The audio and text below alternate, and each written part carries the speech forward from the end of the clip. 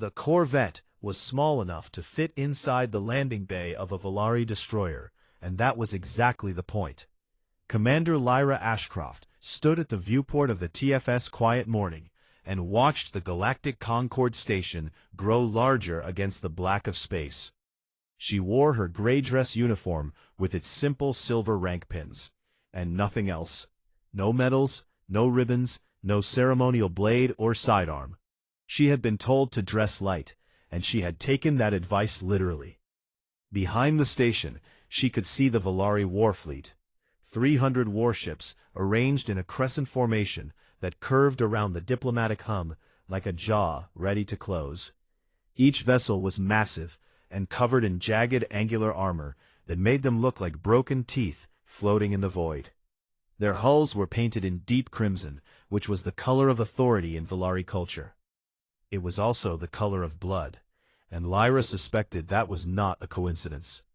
"Commander," said Lieutenant Mara Chen from the pilot seat, "we are being scanned by 6 different Valari targeting systems right now." "Only 6?" Lyra said. "They must be in a good mood." Chen did not laugh. She was 24 years old, and this was her first deep space assignment. Her hands were steady on the controls, but her jaw was tight. Lyra could see the tension in her neck. "Relax, Lieutenant," Lyra said quietly. "If they wanted to shoot us, they would not have invited us to talk first. That is not how the Valari operate. They like an audience." The Concorde station was a neutral diplomatic hub, built in orbit around the dead world of Vareth Prime.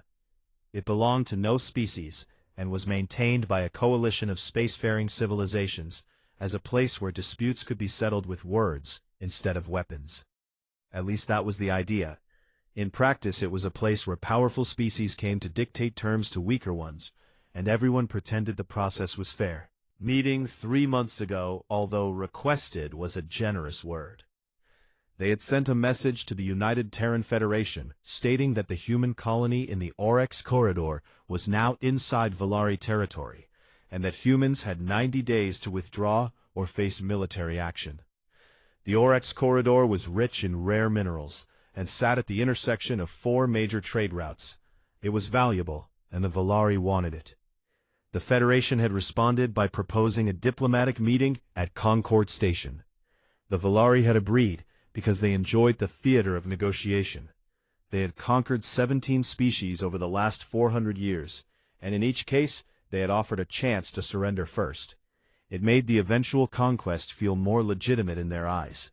They had given their prey a chance, and their prey had been too foolish to take it. Lyra knew all of this. She had spent 3 months studying Valari history and culture and psychology. She had read every intelligence briefing and watched every piece of intercepted communication. She had spoken with the few non-Valari diplomats who had survived negotiations with the Dominion, and she had listened carefully to what they told her. They all said the same thing. The Valari do not negotiate, they perform. The Quiet Morning glided into the docking bay and settled onto the landing pad with a gentle thud. Lyra picked up her single bag and walked to the airlock. She paused and looked back at her crew. 12 people, all of them watching her. "I will be fine," she said. "Keep the ship warm. I should be back in a few days." "And if you are not?" Chen asked. "Then you leave," Lyra said simply. "No heroics, no rescue attempts. You turn this ship around and you go home and you tell them what happened. That is an order." Chen nodded, but her eyes said she did not like it. The airlock opened, and Lyra stepped onto Concorde Station. The greeting party was designed to intimidate. Its job. Warlord Threxen Vor stood at the center of the delegation, and he was enormous. Even by Valari standards, he was large, standing over 8 feet tall, with broad shoulders and thick limbs covered in dark green scales that had gone gray at the edges from age and scarring. His face was a landscape of old wounds. One eye was cybernetic and glowed a faint amber. The other was sharp and black, and utterly without warmth. He wore ceremonial battle armor that was scarred and dented from actual combat, because the Valari considered polished armor a sign of cowardice. Behind him stood 40 Valari honor guards, each one armed with plasma lances that hummed with barely contained energy. They stood perfectly still, like statues carved from green stone. To the left were representatives of the subjugated species. The Shivari were insectoid creatures with delicate wings and large multifaceted eyes that reflected the light in shifting patterns. They clicked their mandibles nervously as Lyra approached. Beside them stood a single Dranathi ambassador, a tall aquatic being with smooth blue-gray skin and deep black eyes that held an expression Lyra recognized immediately. Pity. They pitied her. They had seen this before. A small species sends a representative, and the Valari crush them and add another name to their list of conquests. The Dranathi and the Chivari were here because the Valari required their presence as trophies, living proof of what happened to species that refused to submit. Lyra walked toward the delegation. Her boots made soft sounds on the metal floor. She was 5 feet 6 inches tall and weighed 130 pounds. She looked like a schoolteacher walking into a den of wolves. She stopped in front of Threxen Vor and looked up at him. She had to crane her neck considerably. "Warlord Threxen," she said, and her voice was calm and clear, and carried easily through the silent bay. "I am Commander Lyra Ashcroft, representing the United Terran Federation. Thank you for agreeing to this meeting." She extended her hand. Threxen looked down at her hand and then at her face. He was searching for something. Fear, perhaps, or at least the common sense to be afraid. He wrapped his massive clawed hand around hers and squeezed. Not enough to break bones, but enough to make a point. Lyra did not flinch. She shook his hand once firmly and then released it. "You came alone," Threxen said. His voice was deep and resonant, like stones grinding together. "I came to talk," Lyra replied. "I did not think I would need an army for that." Behind Threxen, the sub-warlord Kessa narrowed her eyes. She was younger than Threxen and leaner, with quick, intelligent eyes and a reputation for strategic brilliance. She tapped a small device on her wrist and glanced at the readout. Then she leaned close to Threxen. "Her heart rate is 62 beats per minute," Kessa whispered. "It has not changed since she stepped off." Threxen made a low rumbling sound in his throat. "Prey animals freeze when they see a predator. It means nothing." Kessa said nothing, but she saved the reading. Lyra was escorted to her quarters on the station. They were small but functional, and she suspected the Valari had arranged for her to be given the most modest room available, as another subtle message. She did not mind. She had slept in worse places. She set her bag on the bed and sat down for a moment. The room was quiet, the kind of quiet that pressed against the ears. She was used to that too. She reached into her bag and pulled out a small hollow projector. She set it on the table and activated it. A photograph appeared in the air above the device. It showed a group of young Marines, 40 of them, standing in front of a transport shuttle. They were grinning and dirty and impossibly young. Some had their arms around each other.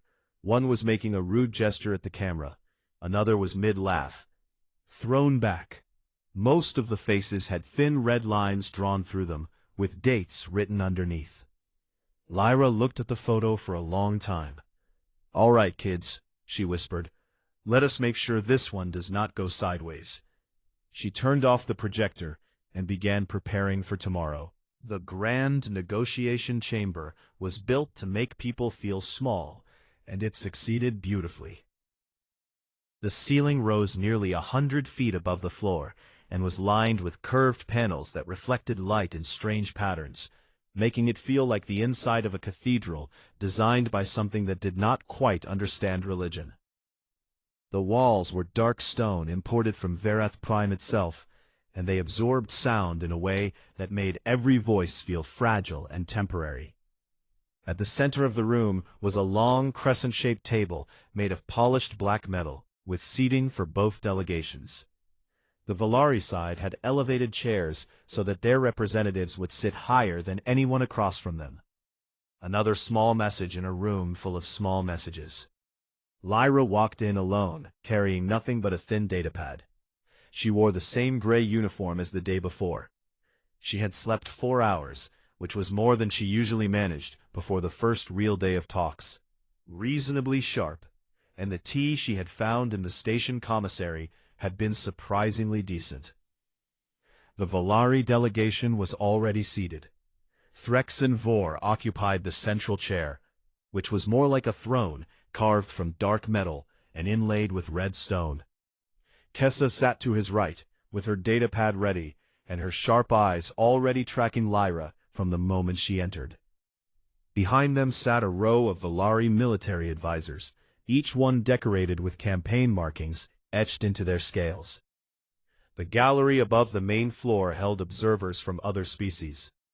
The Chivari delegation sat in a cluster, their wings folded tight against their bodies, which was a sign of anxiety. The Dranathi ambassador Sorval sat apart from the others, his dark eyes watching everything, with the quiet patience of someone who had learned long ago that the universe was rarely kind. Lyra took her seat. The chair was deliberately low, forcing her to look up at Threxen across the table, and set her datapad down, and folded her hands. "Good morning, Warlord," she said.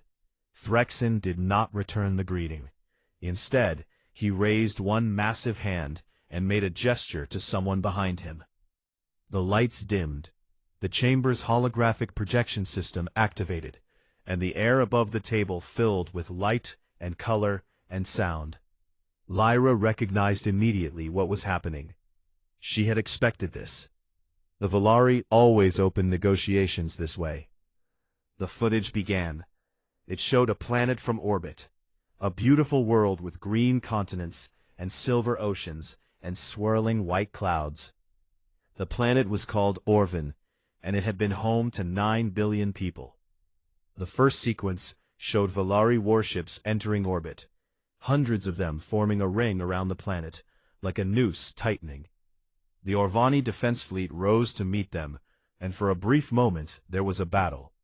Orvani ships were sleek and well-armed, and their crews were brave. They fought hard. Lasted less than an hour.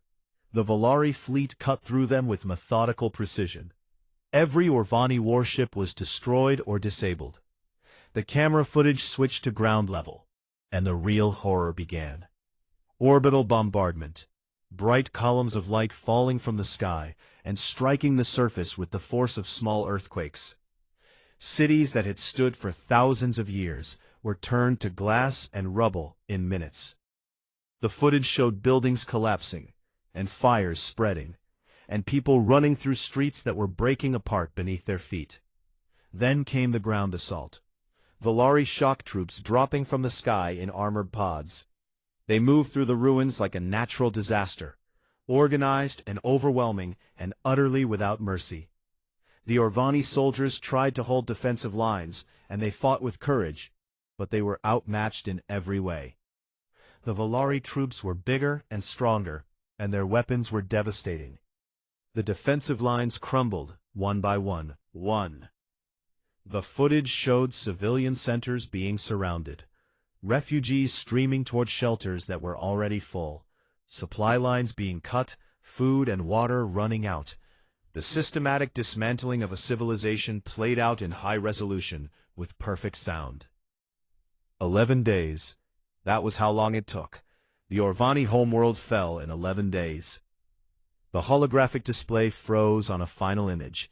Threxen Vor himself, standing on the steps of the Orvani Capitol building, with the enemy flag burning behind him. His foot rested on the broken staff of the Orvani planetary banner. His troops stood in formation behind him, victorious and terrible. The lights came back up. Every eye in the chamber turned to Lyra. Threxen watched her with predatory focus. His cybernetic eyes zoomed and refocused, capturing every microexpression, every twitch of muscle, every sign of the fear he fully expected to see. Kessa had her biometric scanner running, tracking heart rate, respiration, skin conductivity. The Volari advisors leaned forward slightly. The observers in the gallery held their breath. The Shivari clicked their mandibles in a rapid, nervous pattern. The Drenathi ambassador gripped the railing in front of him. Lyra looked at the frozen holographic image for a moment. Then she yawned. It was not dramatic or theatrical. It was a real yawn. The kind that comes when someone has not slept enough and has been sitting in a dark room, watching a screen. She covered her mouth with one hand, and blinked twice, and then settled back in her chair. The silence in the chamber was absolute. "My apologies, Warlord," Lyra said. Her voice was casual and a little embarrassed, as if she had yawned during a colleague's presentation at a staff meeting. "Time zone shift. I have not quite adjusted to station cycles yet." She gestured at the frozen holographic display. "This footage, though, yes, I have seen it. Our intelligence division cataloged it about 8 months ago. Quite thorough work on your part."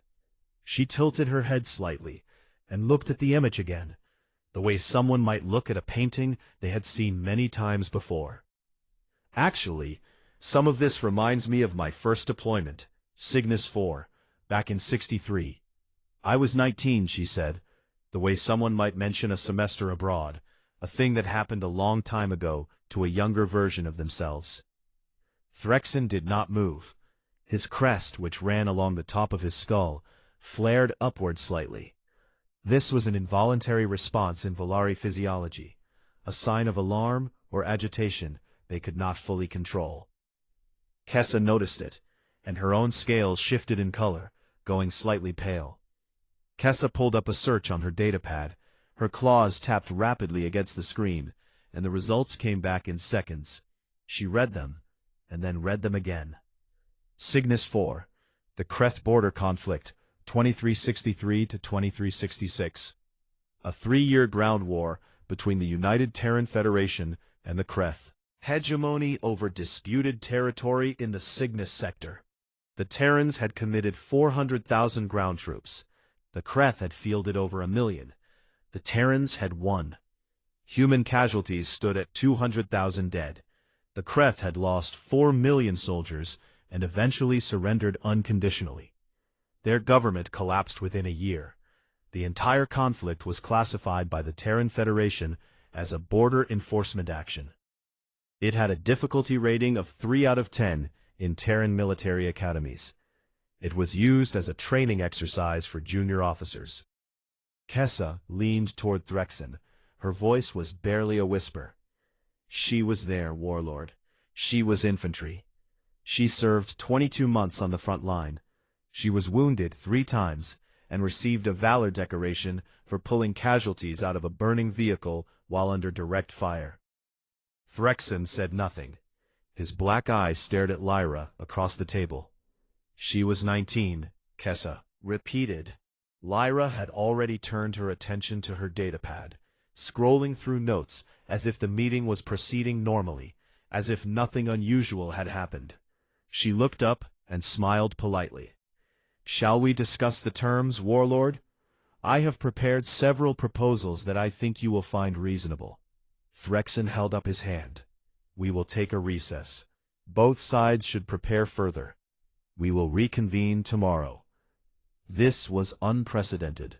Threxen Vor had never called a recess in any negotiation. He had never needed to. The intimidation display always worked. Every species reacted the same way. Horror, then fear, then desperate attempts to salvage whatever terms they could get. The footage was not just a threat. It was a weapon designed to break the will of the opposition before the real talks even started. It had bounced off Lyra Ashcroft like rain off stone. Lyra stood and gathered her datapad. "Of course, Warlord. Take all the time you need." Of the chamber, with the same unhurried pace she had entered with. Her boots made soft, steady sounds on the floor, and then she was gone. In the gallery above, the Drenathi ambassador Sorval turned to the Chivari diplomat beside him. The insectoid's wings were trembling, and her multifaceted eyes reflected the light in fractured patterns of confusion. "What are they?" Sorval murmured. The Chivari had no answer. Down in the chamber, Kessa was still staring at her datapad. She scrolled through page after page of Terran military history, and with each page, her scales grew a shade lighter. Threxen finally spoke. His voice was quieter than before. "Find out everything about them. Everything." Kessa nodded and began to work. The war room, aboard the Dominance of Will, was the most secure space in the Volari fleet. It sat deep in the belly of the flagship, surrounded by layers of armor and signal dampening and armed guards who would sooner die than let an unauthorized soul through the door. Threxen Vor had fought battles from this room and planned invasions and received the surrenders of entire species. Tonight, it felt smaller than usual. Kessa stood before the central holographic table with a stack of data files that would have filled a small library. She had worked through the entire night, pulling information from every Volari intelligence database, and from the shared archives of the Galactic Concord, and from intercepted Terran communications that the Dominion had been quietly collecting for decades. She had assembled the most comprehensive file on humanity that any Volari had ever compiled. She wished she had not. Threxen sat at the head of the table, flanked by his senior military advisors. Admiral Serath was the oldest among them, a gray-scaled veteran of 9 campaigns, who walked with a limp from a wound he had taken 60 years ago and refused to have repaired because he said it kept him honest. General Kravoth was younger and aggressive, with fresh campaign scars on his arms. Commander Delis oversaw fleet intelligence and had the careful, quiet manner of someone who spent her life reading between lines. "Begin," Threxen said. Kessa activated the display, and the holographic image of a blue-green planet appeared above the table. It was beautiful in a fragile sort of way, with vast oceans and irregular continents, and a thin atmosphere that caught the light of its star like a halo. "This is Earth," Kessa said, "the human homeworld, third planet from their star, 1.2 light-years inside Terran core territory. Current population approximately 11 billion, with another 29 billion spread across 312 colonies. Worlds, 40 billion, Kravoth said. He leaned forward. "We knew they were numerous, but that is significant." "It gets worse," Kessa said. She changed the display, and a timeline appeared, stretching back thousands of years. Humans have existed as a technological species for roughly 10,000 years. During that time, they have engaged in organized armed conflict against each other almost continuously. There has not been a single century in their recorded history without a major war. Most centuries had several. The room was quiet. Volari fought wars against other species. They had internal disputes, certainly, but their society was hierarchical and rigid, and large-scale civil conflict was rare. The idea of a species that waged constant war against itself was difficult to process. In one of their largest conflicts, which they call the Second World War, approximately 70 to 85 million of their own people died in 6 years, Kessa continued. That is roughly equivalent to the entire current population of the Chivari homeworld, lost in a single war fought between factions of the same species. Admiral Serath shifted in his chair. His cybernetic leg made a faint clicking sound. During this same conflict, they developed a weapon capable of destroying an entire city with a single detonation, Kessa said. They called it an atomic bomb. They used it twice, on populated civilian targets. Then they spent the next several decades building enough of these weapons to render their entire planet uninhabitable several times over. "And they destroyed themselves," Kravoth said, almost hopefully. "No," Kessa said, "they did not. They lived with those weapons pointed at each other for generations. They developed a strategic doctrine around it called mutually assured destruction. The idea that if both sides could completely annihilate the other, then neither side would dare strike first. They treated the potential extinction of their species as a strategic calculation, and then went about their daily lives." Threxen said nothing. His claws rested on the table, and he had not moved since the briefing began. Kessa moved on to military doctrine. and this was where even she had struggled to maintain her professional composure. Terran military doctrine is built around a concept they call acceptable losses. Before any engagement, their commanders calculate the expected number of their own soldiers who will die during the operation. They assign a number to this. They write it in their planning documents. Then they proceed with the operation anyway. Their soldiers know this. They accept it. They volunteer for service with the full understanding that their commanders have already calculated the statistical probability of their death. Conscripts, General Kravoth said. They must be conscripts, slave soldiers. They are not, Kessa said. The Terran Federation operates an entirely volunteer military. Choose to serve. They undergo years of training, and they are among the most respected members of their society. They have a concept they call service that is deeply embedded in their culture. The willingness to fight and potentially die for their civilization is considered one of the highest virtues a human can demonstrate. She paused and let that settle before continuing. Their combat history against other species is limited but informative. The Kreth border conflict, which Commander Ashcroft referenced, lasted 3 years. The Terrans committed 400,000 ground troops against over 1 million Kreth soldiers. They sustained 200,000 casualties, which is a 50% loss rate among their deployed forces. 50% losses, Saroth repeated slowly, and they continued fighting.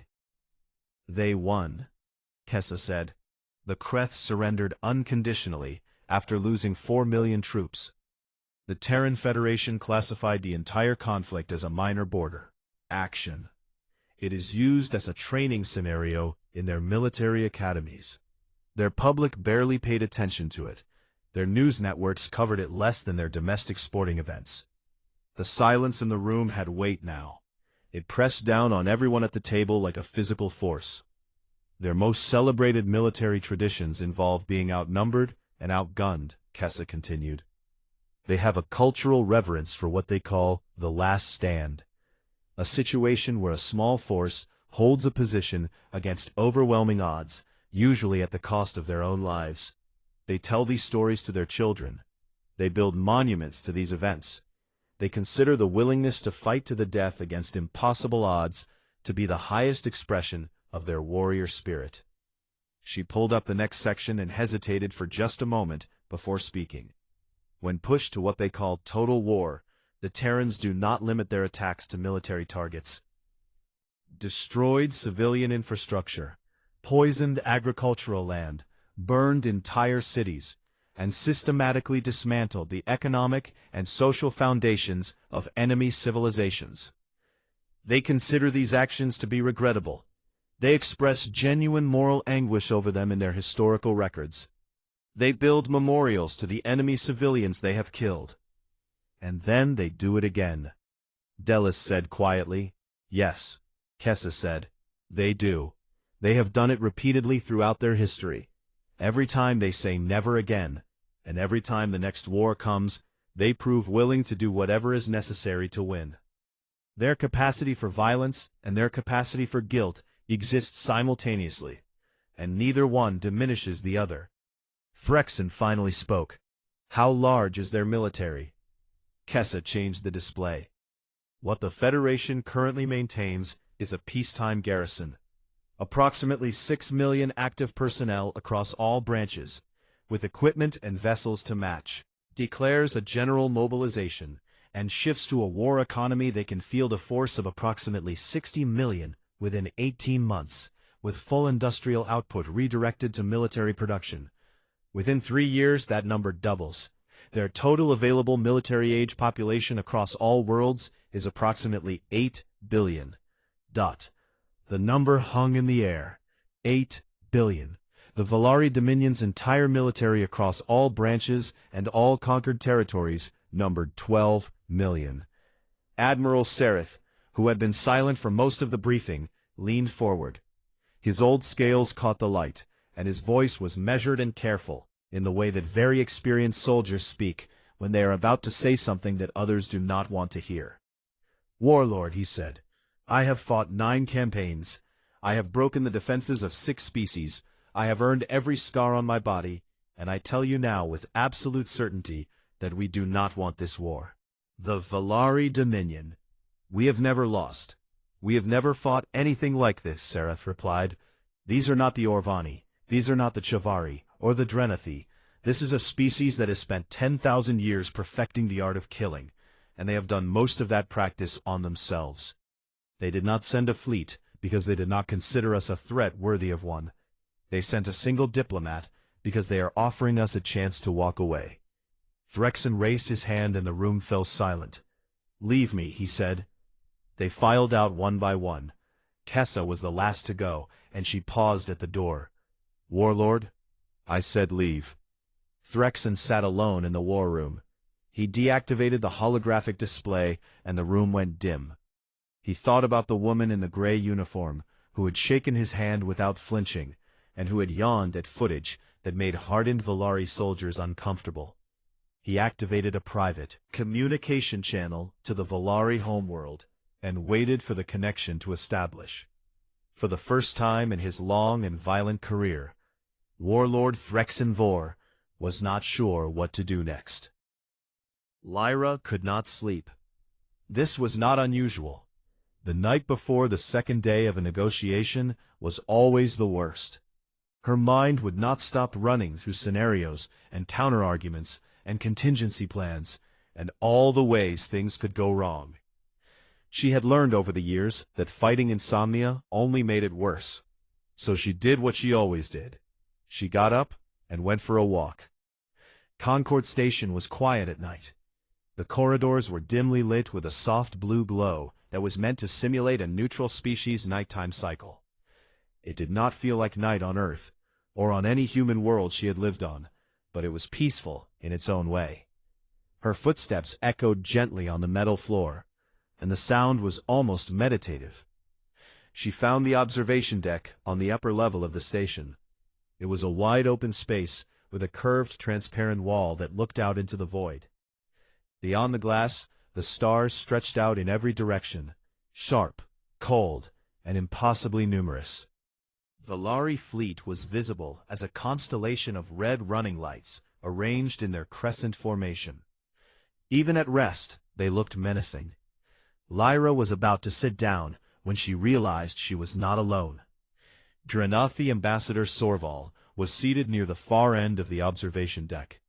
His long frame was folded into a chair that was clearly not designed for his species, and he held a cup of something warm between his webbed hands. His smooth blue-gray skin seemed to absorb the starlight, and his deep black eyes reflected the distant fleet like dark mirrors. He looked up as she approached, and there was a moment of mutual surprise, followed by the awkward politeness of two people who had not expected company. "Commander Ashcroft," he said. His voice was soft and fluid, with a quality that reminded Lyra of water moving over smooth stones. "I did not expect to find anyone else awake at this hour." "I could say the same, Ambassador," Lyra replied. He gestured to the chair beside him, and she sat down. She had brought a cup of tea with her, and she wrapped her hands around it and let the warmth seep into her fingers. They sat in silence for a moment, watching the stars. "I must confess something, Commander," Sorval said. "When I first learned that the Terran Federation was sending a single diplomat to face the Valari, I felt great sadness. I assumed you were being sacrificed, a token gesture before the inevitable."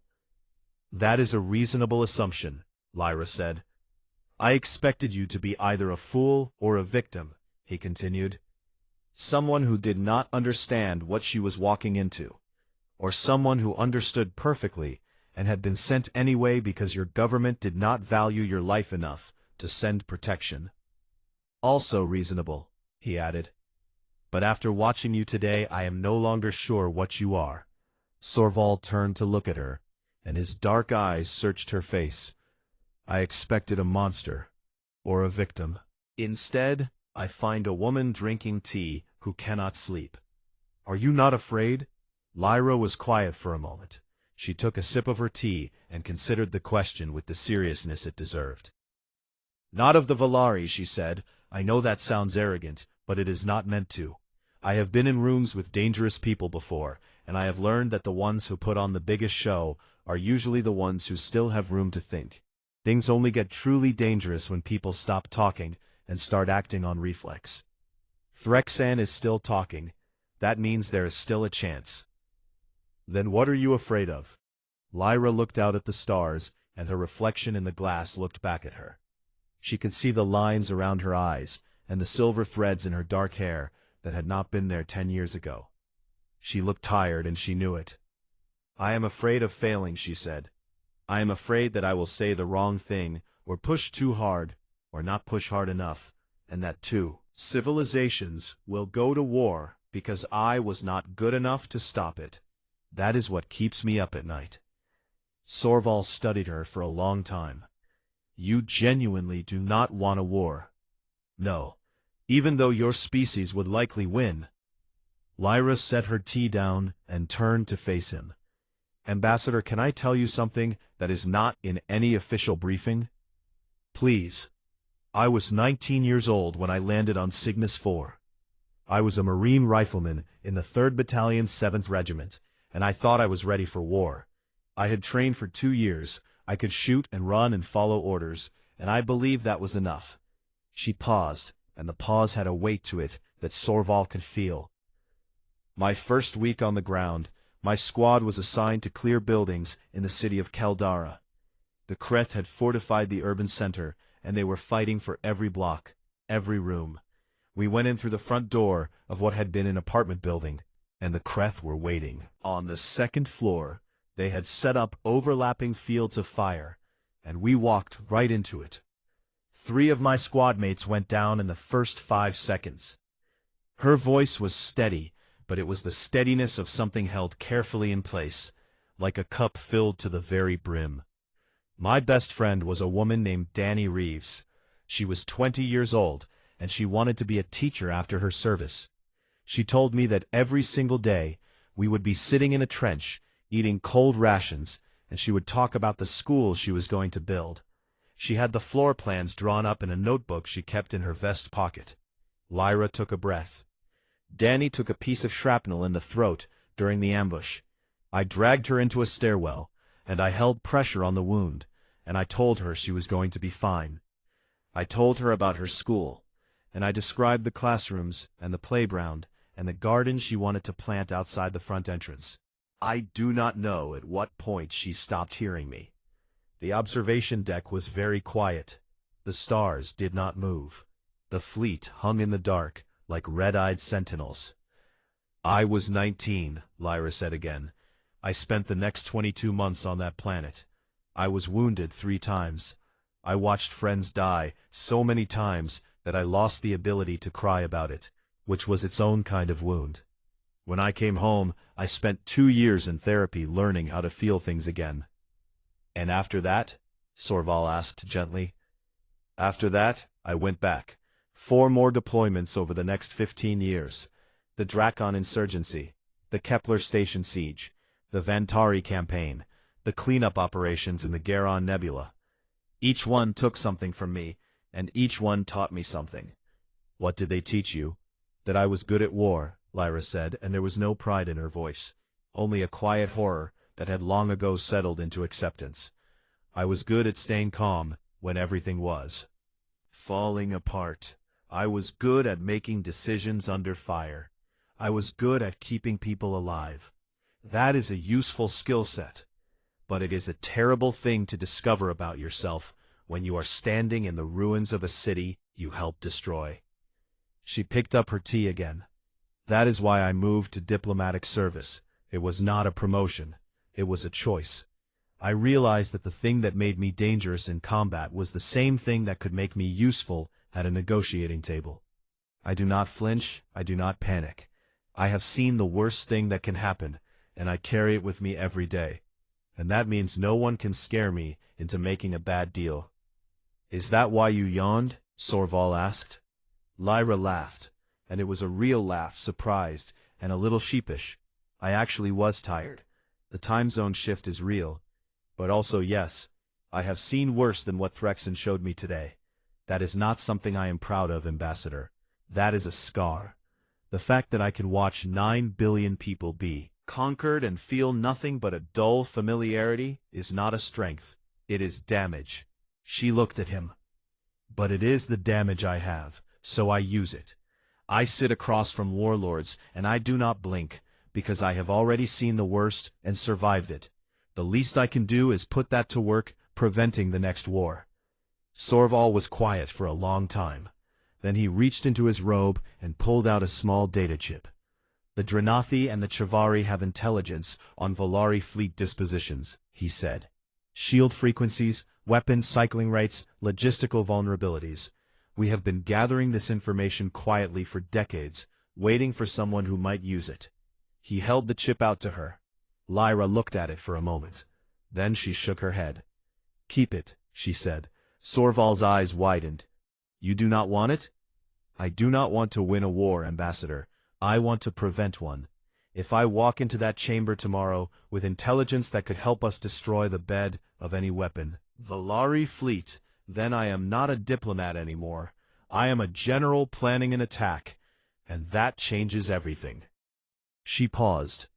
But if things go wrong, if the talks fail and war becomes inevitable, then I will need that chip, and I will not hesitate to use it, and I will not let your people stay in chains either. Sorval slowly withdrew his hand and tucked the chip back into his robe. You are not what I expected, Commander. No one ever is, Ambassador. They sat together for a while longer, watching the stars and the fleet, and the slow rotation of the station. Neither of them spoke. There was nothing more to say that needed words. Eventually Lyra stood and gathered her tea. I should try to sleep. Tomorrow matters. Commander, Sorval said as she reached the door, for what it is worth, I believe you can do this. Lyra smiled, and it was tired and genuine, and carried the weight of everything she had told him. Thank you, Ambassador. That means more than you. She walked back to her quarters and sat on the edge of her bed. She activated the holo projector, and the photograph appeared again. 40 young faces, grinning and dirty and alive. She placed her hand near the image, not quite touching the light. Almost done, kids. One more day. She turned off the projector and lay down in the dark, and eventually, somewhere between one thought and the next, she slept. Threxen Vor entered the grand negotiation chamber on the second morning, and something about him had changed. It was not obvious, not to the casual observer. He still wore his battle-scarred armor, and his massive frame still filled the doorway like a wall of green scale and ancient violence. His footsteps still shook the floor with the steady rhythm of a species that had conquered its way across the stars. But Kessa, who had served beside him for 20 years and who knew his moods the way a sailor knows the sea, noticed it immediately. There was something behind his eyes that had not been there the day before. She had seen him face down enemy fleets and planetary defenses and assassination attempts without a flicker of hesitation. She had never once seen what she saw now. Caution. He took his seat, and the Volari delegation arranged themselves behind him. The advisors, the honor guards, the representatives of conquered species who sat in the gallery above and watched with the tired resignation of people who had seen this play performed many times before. Lyra entered a moment later. Same gray uniform, same calm, unhurried walk, same thin data pad in her hand. She had slept perhaps 5 hours, and she felt better than she had expected. The tea on this station really was quite good. She sat down and met Threxen's eyes across the table, and something passed between them that neither of them could have put into words. It was not friendship or respect exactly. It was something more fundamental. Recognition. One survivor looking at another across a distance that was slowly shrinking. Threxen opened the session in the traditional Volari manner. He slammed his fist on the table. The sound rang through the chamber like a cannon shot, and the Chivari in the gallery flinched, and even some of the Valari advisors straightened in their seats. The Valari Dominion demands the immediate and unconditional withdrawal of all Terran assets from the Oryx corridor, said. His voice was enormous, filling the chamber from floor to ceiling. This territory belongs to the Dominion, by right of proximity and strategic necessity. Human presence in this sector is an act of provocation and will be treated as such. Lyra listened to this with her hands folded on the table. When he finished, she nodded slowly, as if considering his words with genuine care. "Warlord," she said, "I respect your people. I want you to know that before I say anything else. What you have built is extraordinary.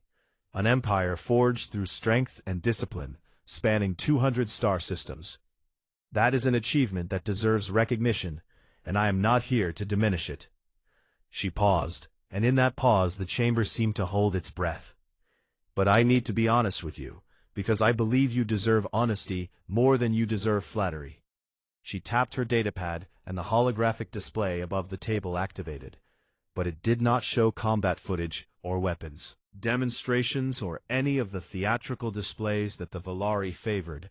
Instead, it showed numbers, charts, graphs, production data, logistics projections. "These are the current output figures for Terran shipyards," Lyra said. "We operate 47 major orbital construction facilities across our core worlds, with another 130 smaller yards in the colonial territories. At peacetime production rates, we produce approximately 200 warships per year of various classes." She changed the display. "This is our reserve fleet, currently mothballed, but maintained and ready for reactivation within 60 days. 1,200 vessels, including 40 Dreadnought-class capital ships." Another change. "These are our mobilization projections. If the Federation Council declares a state of general war, we shift to wartime production within 90 days. At full capacity, our shipyards can produce 600 warships per year. Our civilian industrial base, which is 7 times larger than our military industry, can be converted to military production within 6 months. She let the numbers hang in the air. They were not boasts. They were not threats. They were simply facts presented with the same calm precision that an engineer might use to describe the load-bearing capacity of a bridge. "I am showing you this not to frighten you, Warlord. I am showing you this because I think you are intelligent enough to read the math, and wise enough to understand what it means." She deactivated the logistics display, and the chamber returned to its normal lighting.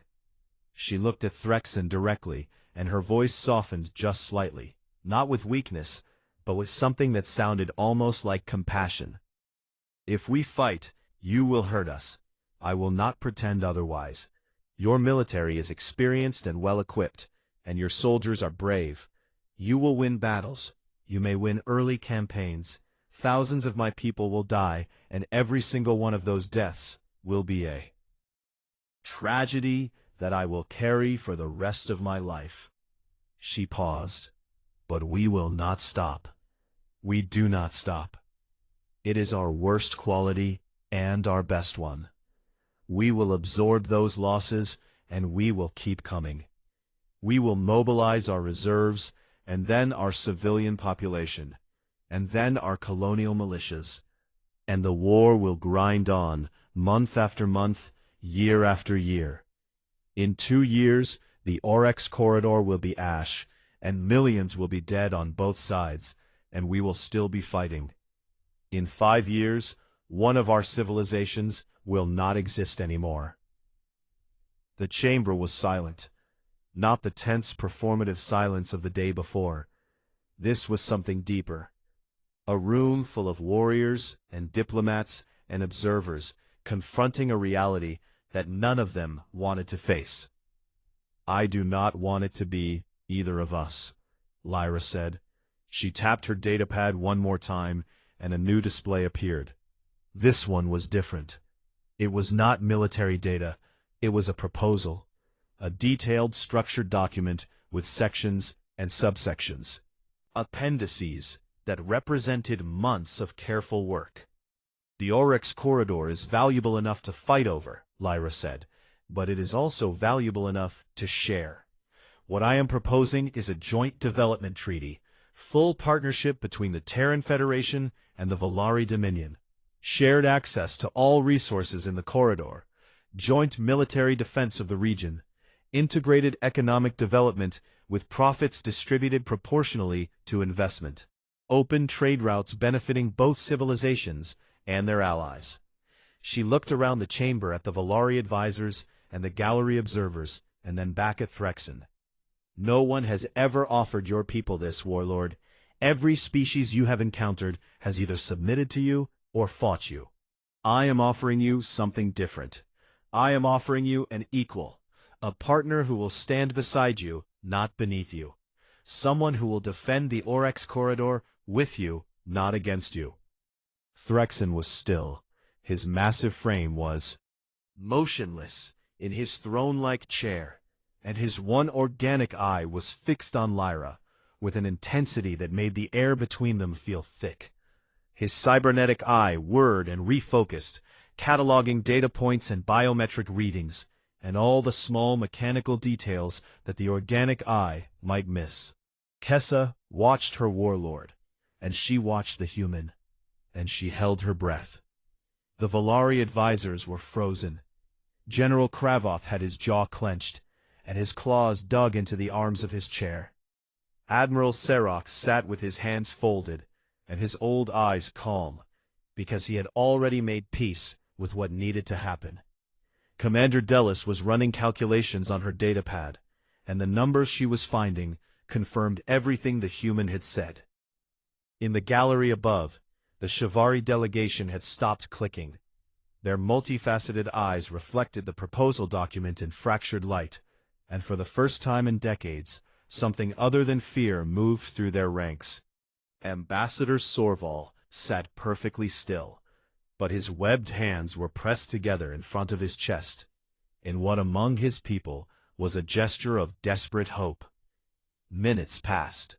Threxen spoke, and his voice was different than it had been. It was quieter, not weak. Threxen Vor could never sound weak. But there was a weight to his words that had not been there before. The weight of a leader who had spent a long night confronting uncomfortable truths. "You are not what I expected, Commander." Lyra met his gaze and held it. "No one ever is, Warlord." Another silence. This one felt different, not like an absence of sound, but like a space being cleared for something new. Threxen Vor reached across the table with his massive clawed hand. Lyra took it. Her small human hand disappeared inside his grip, but she held firm and steady, as she always did. "We will discuss your proposal," Threxen said. In the gallery, Kessa let out a breath she did not realize she had been holding in Volari diplomatic language. Those words were an earthquake. They were not agreement, not yet, but they were an opening, a crack in a wall that had never cracked before. In 400 years of Volari conquest, no species had ever gotten this far. The Shivari erupted into rapid clicking, their wings vibrating with an emotion none of them could contain. The Dranathi ambassador closed his eyes and lowered his head, and his shoulders shook, just once. Kessa looked down at her biometric scanner. She had been monitoring Lyra's vitals throughout the entire session. Her heart rate was 64 beats per minute. It had not changed. She had just stared down the most powerful warlord in the known galaxy and offered him peace on equal terms, and her body had responded as if she were ordering lunch. Kessa shook her head slowly and made a note in her file that she suspected no one would believe. The session ended, and the delegations filed out, and the grand negotiation chamber emptied slowly, like water draining from a basin. Lyra gathered her datapad and walked out with the same quiet, steady stride she had carried since the moment she stepped off her ship. 6 months later, the RX Corridor Accords were signed in a ceremony aboard Concord Station. Representatives from both the Terran Federation and the Volari Dominion applied their seals to the document, while cameras broadcast the event across hundreds of worlds. The treaty established joint sovereignty over the corridor, with shared resource extraction, mutual defense obligations, and open trade agreements. It was not perfect. There would be tensions and disputes and cultural misunderstandings for years to come, but there would not be a war. As part of the accords, the Valari agreed to begin discussions on the status of their subjugated species. The Chivari and Drenathai were granted observer seats at the Joint Council. It was a small step, but it was the first step anyone had ever managed to take. Watched the signing ceremony from the back of the room. She stood near the wall, in her gray uniform, with her hands clasped behind her back. She did not seek attention or recognition. She watched the warlord and the Federation ambassador exchange formal handshakes, and she watched the Chivari delegation clicking with joy, and she watched Sorval standing tall for the first time since she had met him. He found her afterward, making his way through the crowd to the quiet corner where she stood. "You did it," he said. "We did it," she corrected. "All of us." He studied her face. "Does it get easier?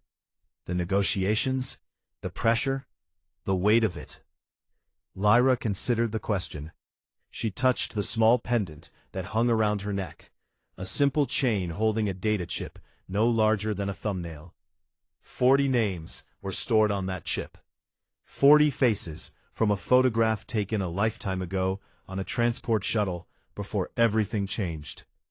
"No," she said, and she smiled, "was tired and genuine, and carried 23 years of war and loss, and the stubborn, unbreakable belief that talking was always better than killing. It does not get easier." She closed her hand around the pendant. "But the alternative is always harder." She stood there for a while longer, watching the ceremony, watching the beginning of something that might, with time and patience and work, become real peace. Then she straightened her uniform and walked out of the chamber and went to find a cup of tea.